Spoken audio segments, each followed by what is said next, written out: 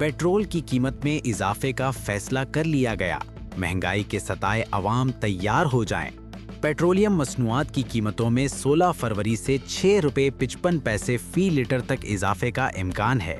ज़राए ने कहा कि पेट्रोल की कीमत में 4 रुपये 39 पैसे फी लीटर इजाफे का इम्कान है।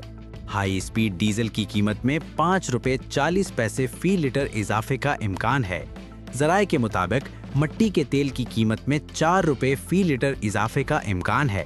लाइट डीजल ऑयल की कीमत में 6 रुपये 55 पैसे फी लीटर इजाफे का इम्कान है। पेट्रोलियम मसनूआत की कीमतों के हवाले से वर्किंग मुकम्मल कर ली। ओगरा कीमतों में रद्दोबदल के हवाले से समरी पेट्रोलियम डिवीज़न को एरसाल करेगी। पेट्रोलियम डिवीज़न वज़ीर आज़म से मंजूरी के बाद कल नई कीमतों के हवाले से नोटिफिकेशन जारी करेगा। नई कीमतों का इतलाक 16 फरवरी से होगा।